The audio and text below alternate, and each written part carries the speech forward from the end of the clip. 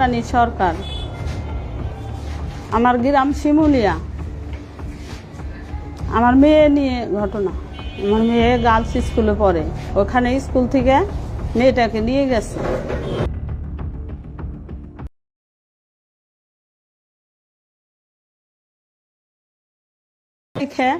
এখন মেয়েরে তাদের বাধ্য বানিয়ে তাদের কাছে আনছে, কোঠে এনে হাজিরে দিয়ে বলছে মেয়ের বয়স 19 বছর।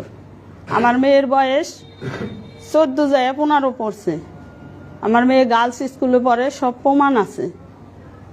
ওই যে আছে আপনার, ওই যে টিকা দিছি, টিকার কার্ড আছে, তারপরে স্কুলের সঙ্গে আছে, জন্ম নিবন্ধন আছে, তারপরে 5-এর সার্টিফিকেট আছে, সব কিছু প্রমাণ আছে। তারপরেও আমার মেয়েকে আমার কাছে দেয় নাই। মেয়ের বয়স বেশি এটা বলছে, কিন্তু বাস্তবে আমার মেয়ের বয়স 15 বছর চলছে বর্তমান।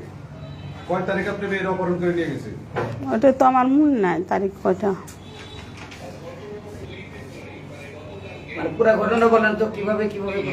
আমার মেয়ে প্রাইভেটে গেছিল, স্কুলে প্রাইভেট পড়ে। অক্টোবর 21 অক্টোবর ওখান থেকে মেয়েকে আমি তখন 10 মিনিট লেট হয়েছে স্কুল থেকে আসতে, তখন আমি দৌড়ায় চলে গেছি। যাওয়ার পর দেখি কি একটা এখানে ওর বান্ধবী বললো একটা ছেলেকে দেখছি, আমি 2 দিন এখানে দেখছি, কিন্তু আগে যে কথাবার্তা বলে এরকম কোনো কিছুই দেখি নাই। দেখার পর তারপরে আমি তার ফোন নাম্বার নিয়ে ফোন দিছি, তারে ফোন ধরে না।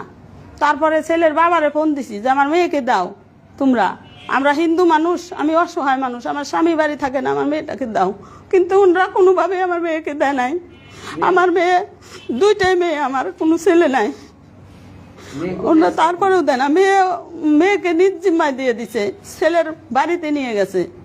কিন্তু আমি বারবার বলছি না, আমার মেয়ে অপ্রাপ্ত।